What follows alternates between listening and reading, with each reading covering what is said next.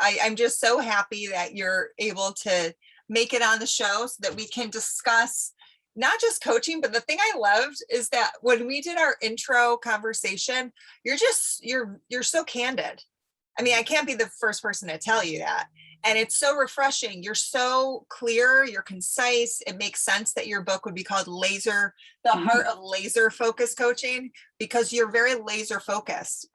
So it was very refreshing. And there was something that just kind of came through when we were talking that was, you were able to just absolutely, just from examples that you were sharing with me, just kind of cut through the fat right to the meat of whatever's happening, just from talking to you for, I think we were on the phone or on Zoom for 15 minutes. Yeah. So welcome. And I want to just kick things off first with you just kind of telling us what your story is and how you got into coaching, and we'll go from there. Okay. Well, it was many years ago, as they say, once upon a time. I had just gone through a divorce and I was feeling really lost. And my kids were in high school, and of course, we're going to be leaving soon. And I was introduced to a guy who said, just anyway, through a friend, and he said he was going to be doing a workshop. Would I be interested? It was just, I think it was a one night thing or something. And I said, sure, I'll do it. And I did this workshop, and it was called Identity, which is pretty ironic. And I just loved every moment. I couldn't believe how terrific he was in terms of like seeing through people. Like he could just see everything about a person without knowing anything. It was just amazing. And anyway, long story short, aside from becoming friends and finding out that he was a coach, he then eventually, after many of those workshops, which were long weekends, he said, I can teach people how to do what I'm doing. And I was like, oh my God, if somebody can teach that, I am so in. So I signed up right away. And thus Life Coaching Group, because there were a bunch of us. And that was kind of it. Then we just blossomed from there. And then over time, he had me facilitate with him. And then eventually I decided I could do it on my own. And so you have a very unique way of making coaching your own. How did you come upon that, narrowing in on that? What was that process like? Well, I think it's twofold. I think partly from what I learned from him, which had a lot of psychology in it, because he was a therapist originally. But I think also then Thomas Leonard, who was the founder of coaching as we know it now. So it was a combination of those two, and then my teaching background. So I took everything I was learning and tried to find ways of getting it across that made it practical and made it simple.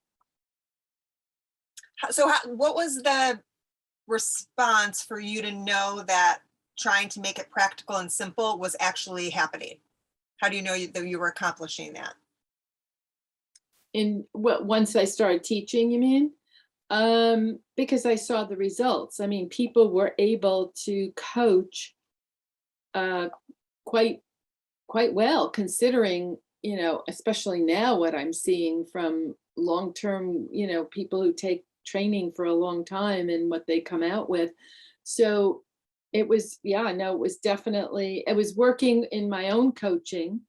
And then I saw it in these coaches that I was training, and they were doing, some of them have gone on to do remarkable things. So it paid off.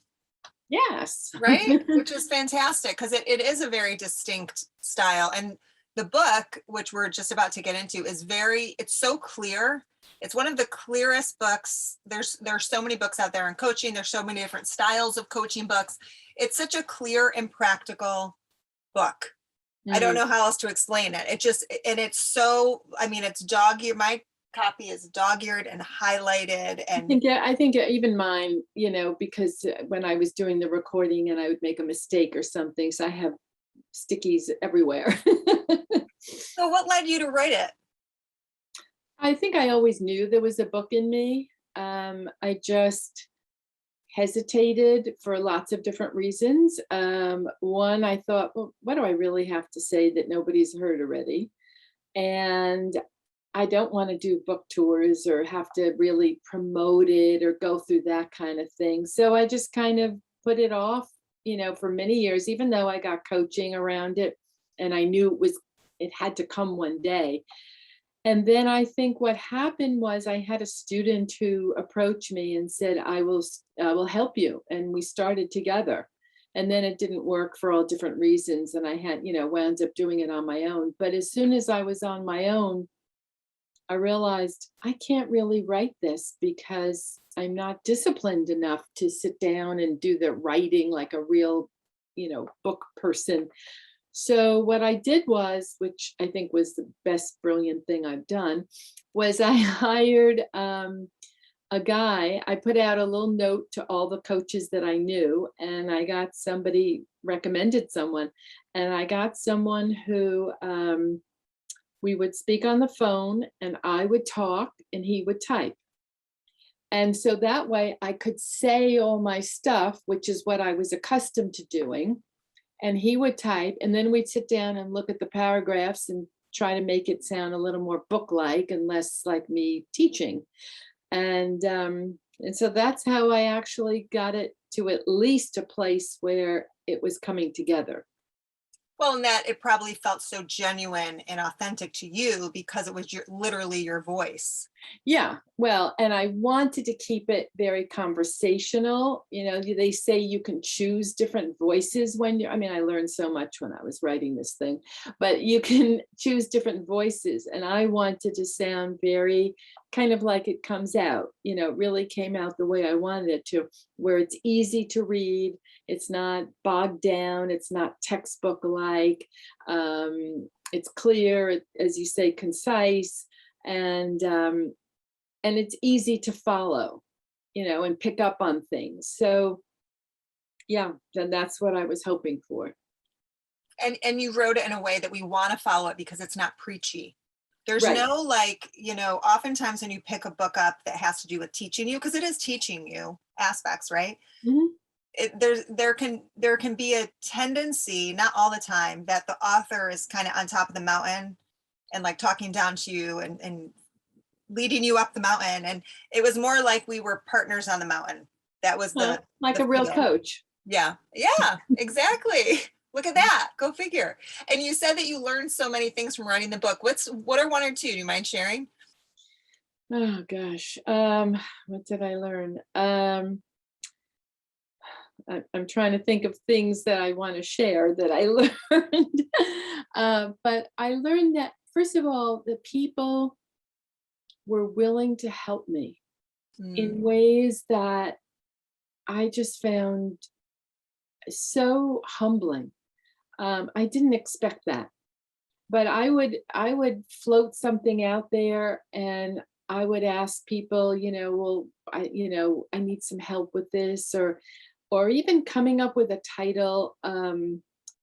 It was actually in a conversation with a former student, and I said to her, I want to use the word laser, but I'm not sure that people will think it's like a quick conversation or something, and I don't want to give them that impression.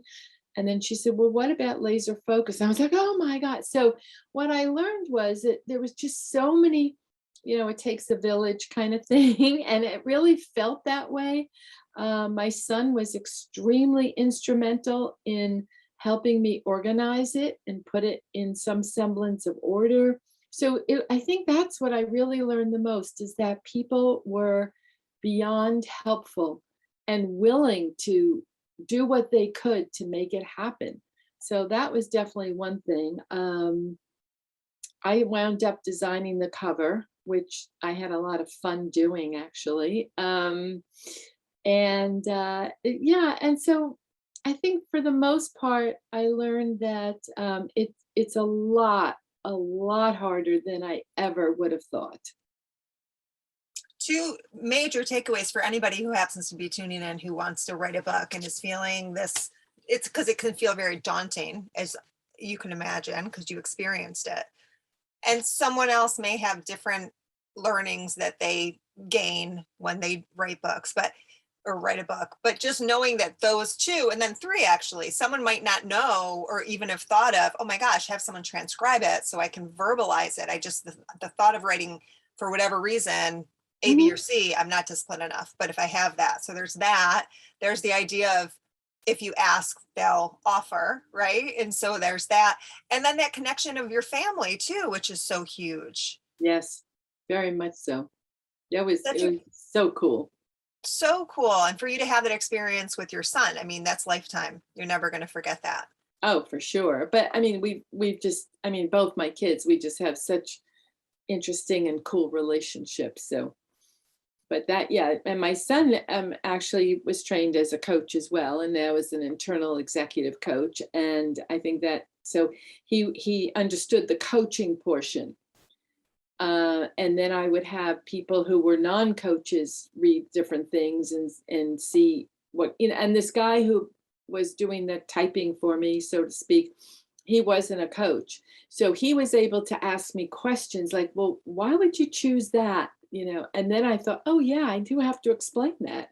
And that helped me dramatically because he really elicited better information from me. Totally. And asking the questions too, I would think, had you answer, do I really need this or not? You Yeah. know, like simply. And then you have the wonderful aspect on the other side of your son being a coach. So he was able to see the big picture because Mhm. he was able to make sense of the order. It makes so much sense. That's Yeah. so awesome. So I'm wondering, like, when you're writing this book, it's out in the world. There are gazillion the market of coaching is saturated. Is it for a specific type of coach? Is it for any coach? Who's it for? Uh, interestingly, when I was writing it and they kept saying to me, you have to know your audience, you have to know your audience, that was like, you just write to one person. This is your audience. And I thought, what I want to do is, there's an irony in this. So my thought was, I want to help coaches do a better job than what they're doing. That was really my intention. And what's happened is I'm finding it's working for new coaches as well, because they're now starting with, some good stuff to even get started. And it also helps for people who are not coaches, just in some communication styles, in terms of the themes and understanding human behavior.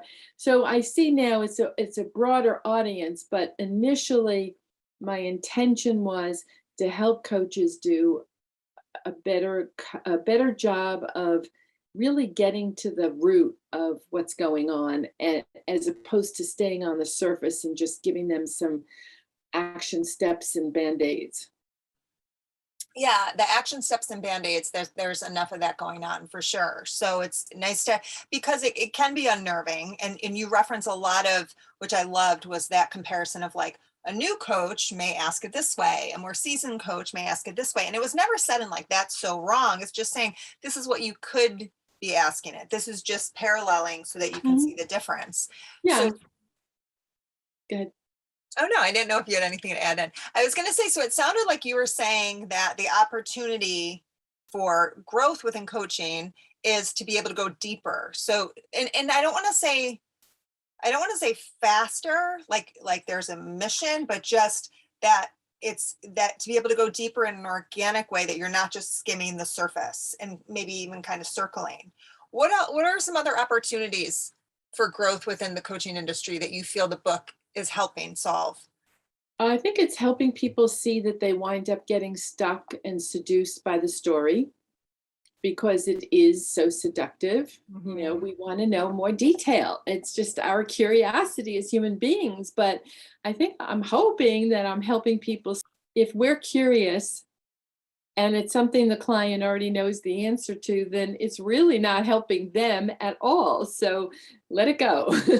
But so I definitely think getting out of the story is a big one. I think the other one really is the themes are helping, because I think people are really starting to understand that, ironically, as I've said, I've been doing this for so many years, and there is no such thing as a unique person. In the sense that, of course, everybody's unique, but in the sense that every conversation, no matter what the story is, there are themes that keep showing up. And some of them can be patterns, but for the most part, they're just showing up, in this moment, and just having that, knowing that there's a theme, or hearing one, or recognizing, you just know what to ask. So as soon as someone says, well, I could either do it this way or that way, I mean, the first thing that gets triggered is thinking either or, and there is no such thing. And so then people know now that there are other options, and the coach can help the client see that. So I think the themes really help. I think the strategies, understanding that strategies can be very cool, but strategies, for the most part, that we hear are usually detrimental ones that actually are not moving the person forward. They're just creating coping skills. So I think that's a whole novel concept that got introduced in the book. I think holding the two questions in mind when coaching, even the what question. I mean, I was just saying this to someone the other day. It's so simple. And if you listen to really good coaching, the really good questions are the what questions. They don't have to be, everybody thinks these questions have to be so exciting and so exceptional and so well worded. And that's not true at all. As long as you start with what, and you keep it simple and broad and not specific, it can be a fabulous question. I mean, just, as I always use my classic example, what do you mean by that? It's just the simplest question, but it can be so profound. So I think that comes across as, something that definitely in there that's probably different than it's been discussed. And the direct communication. I'm giving people 3 guidelines, basically. And I'm saying, if you follow this, you can say anything and pull it off without offending the client, or worried about, a lot of people worry about losing the client, or hurting their feelings, or they're not ready to hear something. I've heard all these different reasons why people beat around the bush. But the truth is, if you follow those 3 guidelines, you really can say anything and make a significant difference. So back to your point where you started with the timing of it, by figuring out what's going on so quickly and starting to really hone in on that deeper place, it's what makes the conversation go, I want to say, faster, but not because you're trying to rush the time, but because you don't go through all the extraneous questions that don't move anything. That's exactly how I was trying to word it. It just organically flows and down, right, and out. Mm-hmm. And so, because the faster, see how we both got caught there, because there isn't a drive to get the client to the answer. Because no, it's just more of that idea of, oh my gosh, this just cracked open a whole other layer. Is how I look at it with the questions you asked. Would you be willing to share? You shared 2 different aspects. So one was the 2 questions, or whatever you'd like to share, and then one was the 3-step framework. Is there one that you'd be willing to just dive in a little bit more? I can quickly do both if you want. So in the first one, the 2 questions to hold in mind. One is, why is this person telling me this? Why is he or she telling me this? And, it's those by the way comments. Like, why? Why did that person tell me that this was hard to share? Like, what was the point in even going there? Why did the person mention that they have an interview, and then move on to something? Why mention that? So that's an important question. And What's making it a problem for this person is, to me, is just a brilliant question. And I got that pretty much from Thomas Leonard in terms of realizing that what makes it a problem for this person that's in front of you, it wouldn't be a problem for the next person. So I think that was important, and helping people really hone in. And then on the direct communication, Can I the, pause you there for a sec? yeah, Just so sure. just to clarify, so those are two questions that the coach is asking themselves quietly, just in their own mind. They're not literally asking, why are you telling me this? Right. So it's just, and the other thing, and I believe you mentioned this in the book as well, what I find too, because I've been implementing so many pieces already, there's so much in there. I've been going with my intuition of like, which is the best piece to use right now with Mhm, coaching. mhm, When I use those questions, it catches me when I start falling into the story. mhm. It helps me come back out. And I do think you referenced that's a little bit of like a lifesaver to help you come out if you notice that you started falling in. Mhm. Yes. Yes, it's true. You're trying to think, what are they thinking that's true that's not really true? Because there's something that keeps them from moving forward, right? And so it's usually something they're thinking that isn't really true. So you have to, knowing that you're listening for all these things, yes, you can get, and as soon as you ask a question, as you were saying, and you realize you're in the story, it's because you hear an answer that doesn't give you any information that's helpful, and then you still have to come up with a question again. And you haven't really learned anything that the client didn't know already and that is helping you in any way. They're just giving you some little more detail about something or another example of something, which we don't need really. Mhm. So and then for the direct communication, the three guidelines are to own the observation, really own it. Like, this is your opinion, this is your judgment, this is your thought, this is coming from you and your perspective, and it may or may not be right, and that's okay. So that's part one. Number two is, and I think really important, is not to use the word you, because as soon as the word you shows up, somebody will feel defensive. As soon as it's because to me, it sounds like you're accusing the person. You sound angry. Wait, I'm not angry, and almost like that defensive kind of reaction. So without the word you, I'm noticing that there might be some anger is just as neutral as possible, and I love the word neutral. And I think that, and then the third thing that is critical is to check it out. And what I often hear is people make these statements, coaches make the statement, which is amazing. It sounds like there's anger. What do you think you could do to, or something, and moves on, as opposed to, wait a second, you just revealed what you thought was going on. Stop there and question, what do you think hearing that? Because that was already something that the client didn't realize was going on. So it's not to move on from there, it's to first question just what you've shared.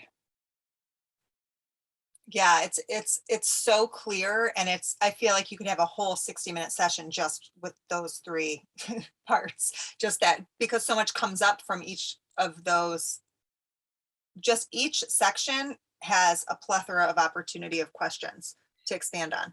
And it's interesting that you say that about the 60 minutes, because I realize that most coaches do 60-minute sessions, but the truth is that when I learned, we had to do 30-minute, and ICF required 30-minute.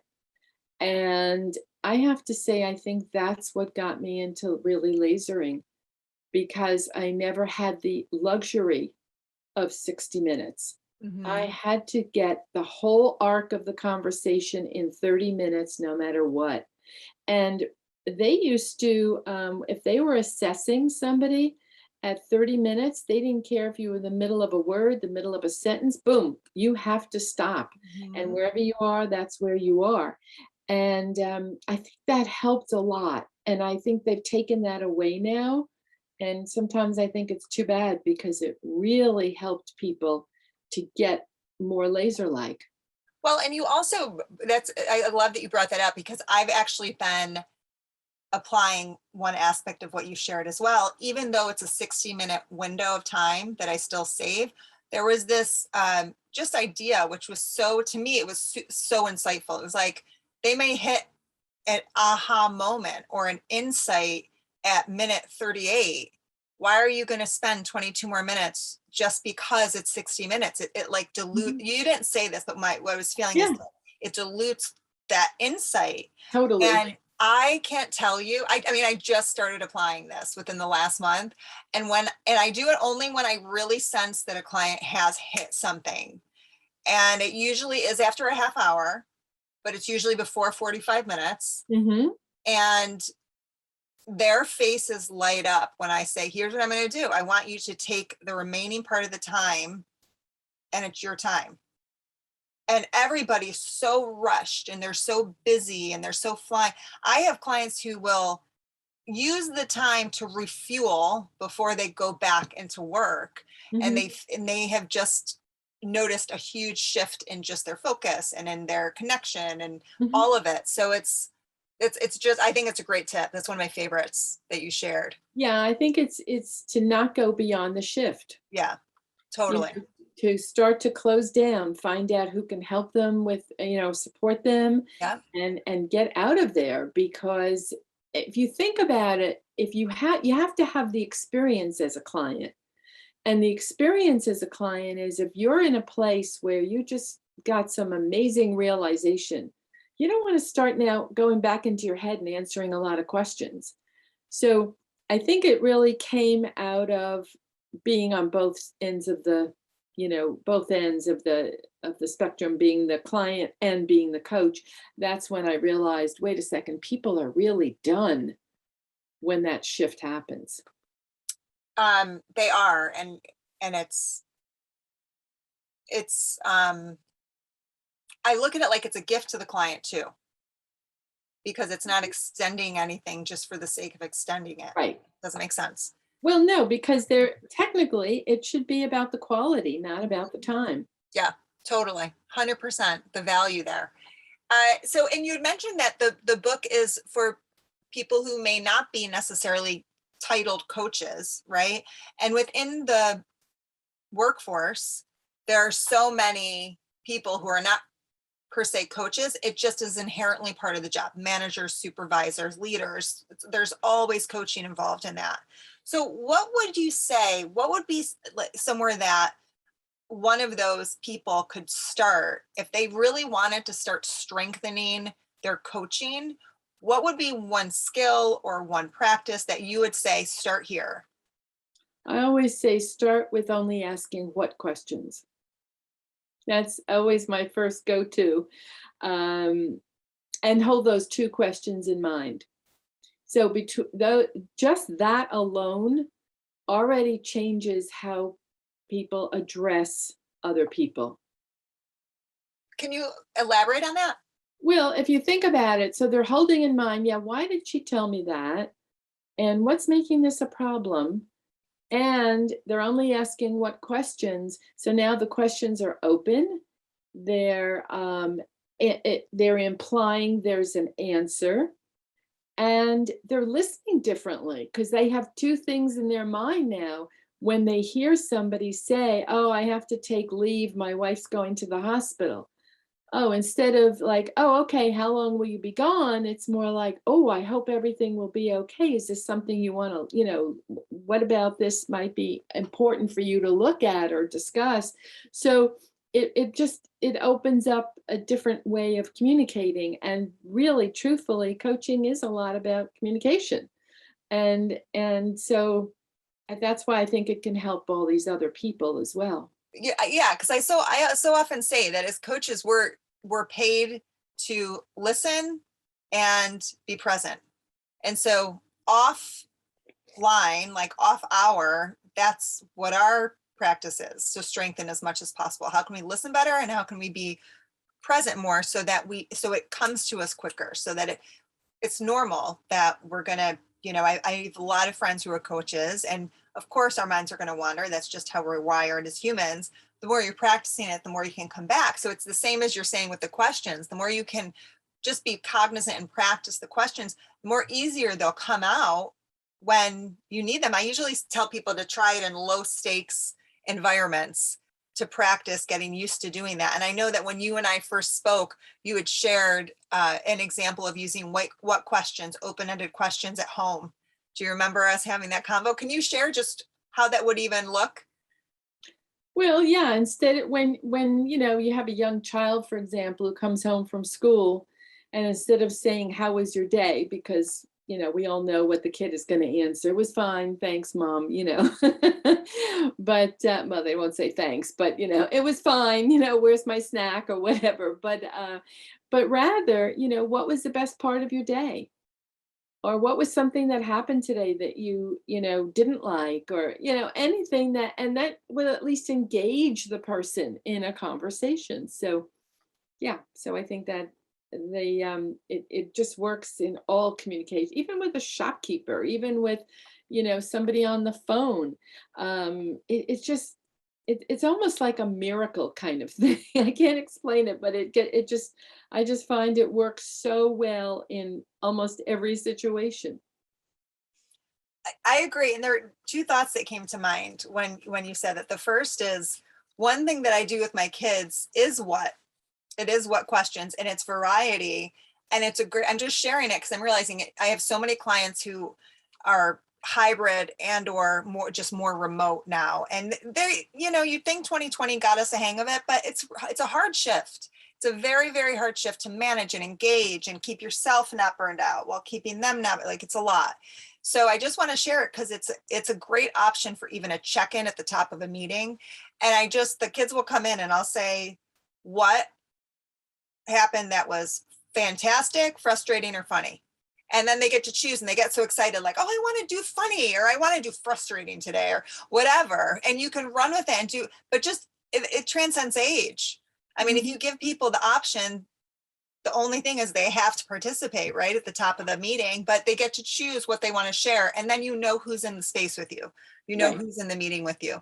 The other thing that I love is that if you could just compare and contrast, I think this will probably be relatively brief, but between what questions and why you steer more towards what questions. Okay, so I would say the typical norm is not so much why, because every coaching school says don't ask why questions. Why questions first go to history. You have to justify why something happened the way it did. So it goes backwards. And it doesn't really give you an answer. So, for example, if I say, why are we doing this interview? And you say, oh, because I want to do one more, I want to show people what you're offering or something. But I say to you, what is it about choosing me for this interview? And then you would say, well, it's because your book, and I read your book. And so now there would be better information coming out of that. Um, I think the what I call the bugaboo is people asking a lot of how questions. So how did you choose me? Well, I liked your book, so I thought you'd be a good person to check out. Versus what was it about me that had you choose me to check out? And we would learn something about how you make your choices, or you see what I'm saying? So I always found that the other types of now there are times, not a why question, but I would say a how question. If Mhm. you want to know how something is going to be handled or dealt with, sometimes a how question is okay because it explains methodology. But in general, as I say, the what question just keeps things flowing. It's richer. That was the first word when you were comparing and contrasting. It just gives such more of a richer response, and Yes. it's less overthinking provoking. Hmm. Don't you notice that? Yes, very much so. Yeah, you really do get, well, you get, it's not the coach has the simple part of just asking the question, but the client gets to think. And that's the whole point of the question, is to force them to think. Yeah. Yeah. I love it. Love it. Love it. Love it. Okay. So people in the workforce, starting with asking what questions. And now we're going to jump in to the most overused coaching phrases, because here's what I remember with you when we met. You gave such an eye roll to some of the classics. It was hilarious. So I would love for you to share some cringe-worthy coaching phrases or questions. And then if you could share an alternate to each one. Okay. I think my most cringy is who do you have to be in order to whatever. And the reason I cringe is because to me that's not a natural, it's just not natural to ask someone, who do you have to be? And my criteria, which we've talked about, is would you say this to a friend if you were sitting at lunch? That's always my criteria. And because a coach is not supposed to sound like a coach, in coach language, it's supposed to sound like two human beings communicating, except that you're not sharing about yourself, but other than that, so instead of, who do you want to be? What do you think would be important in order to be like that? Or what do you think the characteristics are of that type of person, or something that's going to elicit what, not who they have to be, but what is it? Let them kind of describe what it is, in words that we can then pick up on and figure out what they're trying to say. So that's definitely one of them. Yeah, one that makes me crazy is, did I get that right? So the client says, well, I had a really rough time. My boss gave me it was just an awful day today. My boss has really been, I don't know, on a rant about all sorts of things. And so I just need to, figure out what I'm going to do or something. And the coach says, so it sounds like you had an awful day, and the boss was on a rant, and you just want to figure out, what you want to do. Did I get that right? And then I'm just like, oh my God, no, because it's not about repeating. It's not about spitting back. And it's not a yes, it's a yes, no question. And if they say yes, then what? You have to come up with a question. So what's the point? And it doesn't help the client to feel heard. What would help the client to feel heard is something like, well, it sounds like it's been a rough day with going on with your boss. And then move into a question. Then the client says, oh yeah, she heard me. And now I have to, answer a question about it. So that's definitely one. Can I pause you there? Yeah, sure. Why are we taught to ask that at the end? Because we're taught to ask that at the end. I don't know why, because I would never teach that. Seriously, it just, to me, it is just ludicrous. I'm sorry, but I just find it ridiculous. Because the only time, and I don't even, and I can't say I ever ask it, but the only time I could see where it could even make some sense is if the story is so convoluted and so confusing and you're trying to really get clarity. Sure. Then I would say, okay, so the way I'm hearing this, it sounds as though blah, blah, blah, blah, blah, blah, blah. Is that really what you've said? Is that really correct? Then I could, I guess, accept it. Mm-hmm. But other than that, no. Heard it here first. Okay. So know that. All right. Who do you have to be? Out. Did I get that right? Out. What else? Anything else? Oh, there's so many. I don't have to think about them, off just. How about one more? Yeah. Just one more. One more. We'll leave it at 3. Oh, I know. This just came up on a discussion board. So the coach says, let's do this exercise that you need to close your eyes, and we'll do this exercise, and is that okay with you? And and the client, of course, is going to say yes, even though it's really not okay. So That's definitely one thing that drives me crazy. So how would you word that? So if you did have because I've absolutely done that. So if you did have an exercise, which was some sort of visualization, are you saying can visualization exercises completely? I'm not saying, okay, not 100%, but it's your agenda. It's the coach's agenda. I want you to do a specific type of exercise. First of all, it may not be my thing. I may not be a visual person. So visualizing doesn't work for me. So that's part of it. Oh, I have another question I just thought of. Um, and so that's part of it. And the other part is without any context and the reason for the exercise, the client is going to say yes anyway, even though it may be so distasteful. So I rather, there is an exercise and the purpose is to figure out blah, blah, blah, blah, blah. And I just wonder, it does involve closing your eyes. So I just wonder, is this something you'd be okay with? Now that I can Very accept. different. Very But different. that's really partnering with your client Yeah, and it's very different. getting together. Yeah. So I thought of another question that really drives me nuts. And that is, what do you where will you be or what do you want in 5 years? And I think to myself, we don't know what we want tomorrow.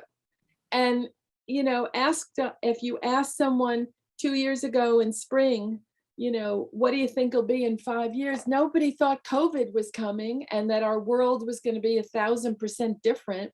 So to me, I think it's a crazy question in the sense that it doesn't give you any good information Mhm. because nobody knows what's going to be or what the circumstances are going to be. So I'd much rather, if somebody has to decide something and see what they really want moving forward, then put them in the situation as if it's happened and see how they feel about it. Because the emotion or the feeling that comes up, that's going to tell them whether it's the right way to go or not. But guessing what's going to be in 5 years is just that. It's just a guess. And to me, that doesn't provide any value. Yeah, and it reminds me of, I mean, that was such a classic interview question for years. I'm so hoping that it's run its course. I haven't been in that I hope world in a so. long time, but and it creates such a canned response too, right? So thank you for those. That was so fun. Mm. So as we head back into the workforce, I want to just ask if you, because I know that in addition to privately having clients to being a published author, you also have a mentor group, right? That you facilitate. Three mentor groups. My son runs one of them. Okay, awesome. I didn't realize it was three. And so you have this group of people, which made me think of like leaders who are looking to strengthen the connection between their teams, the groups of people that they're with. What would be some tips that you would give them in regards to keeping in mind that I am speaking specifically that we're in this hybrid world, so not everybody's on site. What would be some tips that you would give them to help enhance that engagement and help people feel more of a connectivity and an interconnection between each other, even though they're not all in the same place? Uh, I would say probably to also get into some personal things.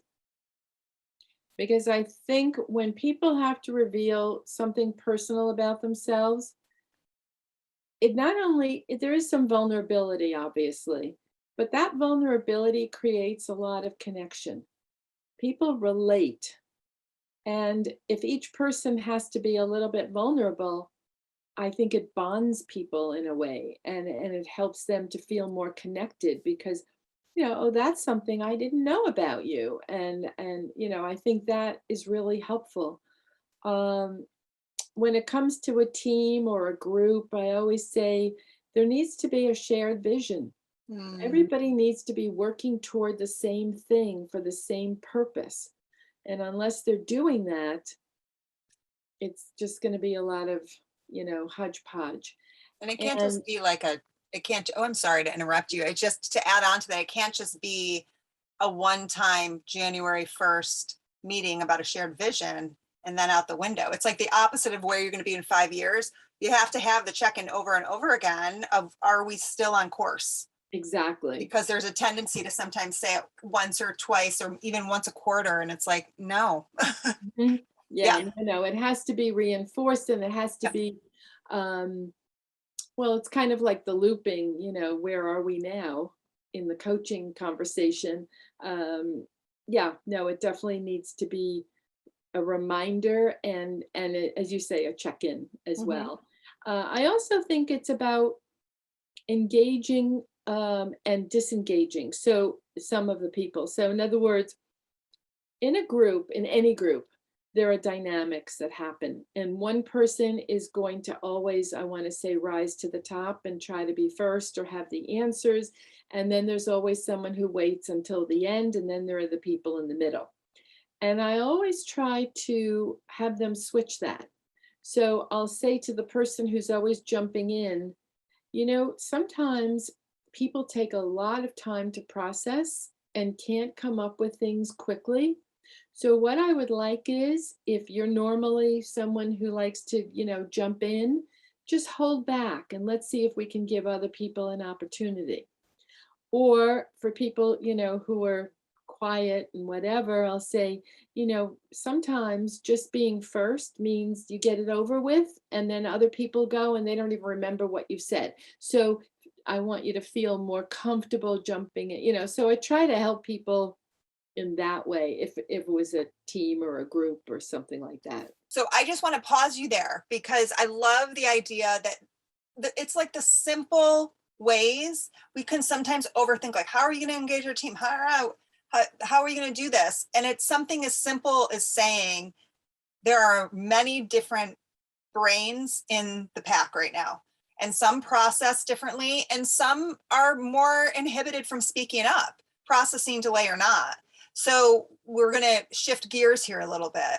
And it just shows everybody that the leader sees them. It shows everybody that the leader respects them.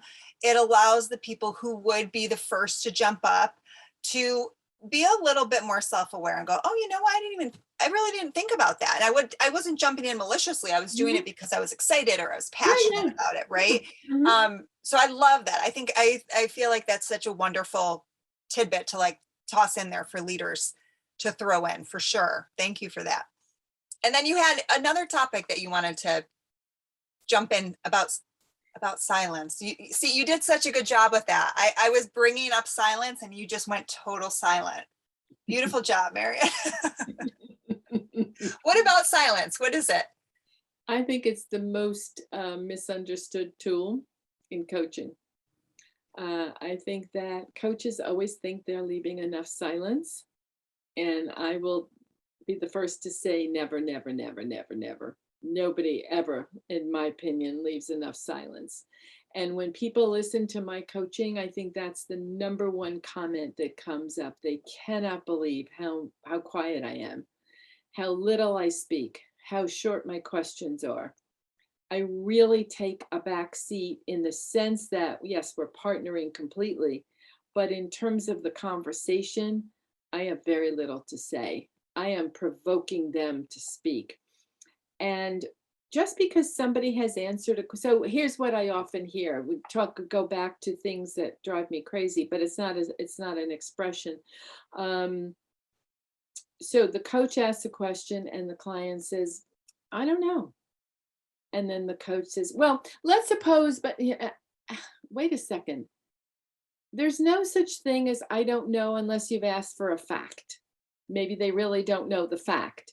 But if it's something about them, trust me, they know. So the number one thing is not to try to fix the question. I see a lot of that, trying to fix the question. They ask a question and the client doesn't answer and they say, oh, well, let me ask it a different way. No, give the client the space. They will come up with an answer. And if they can't answer it, they will say, could you ask it a different way?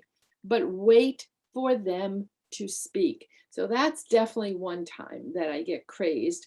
And another one is when the client, you've asked a question and the client has answered it, but in their voice, I am never convinced that they are 100% finished unless it's really obvious. So, in other words, I ask you, what did you think about that? And then I hear an answer like, hmm, well, when I was thinking about it, I thought maybe it was a little strong, but yeah, I'm not so sure. Yeah, maybe it was a little strong. And that to me is not finished.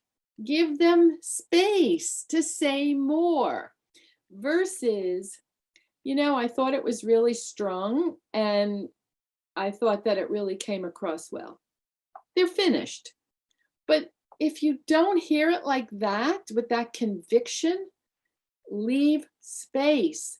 Silence is it's just, what makes it so brilliant is that human beings, as we all know, have a need to fill the silence. But in coaching, we want them to fill the silence. We don't want to fill it. And then what else drives me nuts is when someone says, are you still there? Yes, they're still there. They're thinking. Give them time to think. You've just asked a really hard question and they need to think. So I just never hear enough space. Yeah, the silence for sure. And what I was hearing when you were using those two examples is a period. Well, the first is an ellipsis versus a period. Very Exactly. different, like and I go visual because that's so anybody else who's more of a visual, it's like when you hear the ellipsis, like chill out, right? Mhm. Is it fair to say not are you still there, but are you thinking or checking in, or would you just say be totally silent? You know what it's like when you're in the middle of a fantastic dream and your alarm clock goes off, right? What does it do? It cuts everything off. It's the same thing when the coach asks a question in the middle of your thinking. Oh, wait. It jars. So no, no, nothing. Really, nothing. Nothing. Okay. No. And then when they finally speak, even if they say, I don't think I have anything else, then you can say what was going on there. Then I'm fine.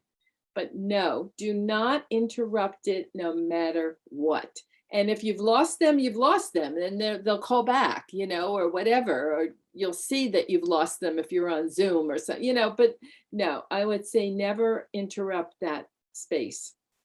Okay. Copy that. Silence is silence. The client always initiates speaking. Hmm. Okay. Okay. So the last question I want to ask you is, what's one book besides your own?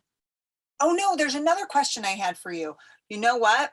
I'm going to ask you that question first. You had a Okay. great question in your book about what would a wise person do? Hmm. And one version of that is also like, what would the wisest version of myself do? I don't know if that works for you or not. I don't think it does. No, because the reason the question works so brilliantly is because it takes you out of the ego completely. Totally. I was hearing myself when I said that. I'm like, oh, the first question's so much more objective.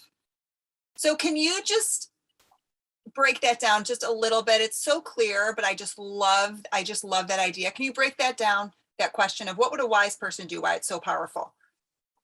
Because it takes the person out of themselves and they have to think on a different level. They have to think, like, okay, so what would somebody who really has the answer, who really knows what to do, what would they do now? And the irony is, and I can tell you how I came up with it, but the irony is that it works every time. So I had heard the question when I studied at the School of Practical Philosophy for 12 years, which is an adult program, just anyway, a lot of applying philosophy and making it practical. That's what the school was about. And that was one of the questions. But what happened was I had a silly little thing in my house where um, with my towels, it was just something in with the towels. And I thought to myself, what would a wise person do? Oh, wait, a wise person would have a system so that this towel would always be on, and and whatever it was, you know. And then I realized, oh my God, I thought of that. But if you had just said to me, come up with a system, I would have been like, wow, I can't do that. So anyway, it just takes you completely out of your own, I want to say, bogged down thinking, you know, your own ego and all the stuff we try to put into our heads. It just makes everything so clear. It totally does. I love, love, love that question. And the last question I was going to ask you is, besides your own book, what is one of your top most recommended books to people? What's a For book that you say, you've got to read this book? you mean for coaching? For, it could be anything, really. Oh, for anything? Let's do coaching and anything. How about that? Okay, so for coaching, I think I have a friend colleague, and we recommend each other's books, and that's Marsha Reynolds' book, um, uh, Coach the Person, Not the Story, because you know it's a different style than my book, but it definitely has pieces in there that I think are really important. And for a general book, oh my gosh, there are so many. There are so many. Um, I mean, gosh, I think of five things that you cannot change. The Four Agreements, The Art of Possibility. I could just turn around probably and get an idea. I mean, they're just Take Time for Your Life. There's just so many. There's so many that I just love. The Eighth Habit. What else? But I think Five Things You Cannot Change and the Six Pillars of Self-Esteem. And something, I can't get the exact title now. Do you wind up sort of, I mean, it's in the gist of, do you say yes when you really mean no? Um, uh, The Road Less Traveled. I mean, some of those classics. Yeah. So they're just tons of those types. Tons. You just gave a whole list of stocking stuffers, or for Hanukkah or Kwanzaa or whatever it is. So Yeah. there you go. You can thank Marion, but first buy her book, because it will absolutely guide you through so many different ways in navigating so many different relationships and landscapes too. Just deepening them. I think it's just so perfect for that. So when people want to learn more about you and to buy your book, where can they go? My book is, well, I think the easiest is to say to go to the laserfocusedcoachingbook.com page, and that goes to Amazon. But if some people in other countries can't access it on Amazon, it's they can go to Book Depository. I know that you can get it through Barnes and Noble. I would say most people get it through Amazon. And just even putting in Marion Franklin coaching, it comes up, or laser focused comes up. Marion, thank you so much for hopping in the closet here and sharing your wisdom. It was so much fun. Well, thank you, Christy, for having me. I really enjoyed this.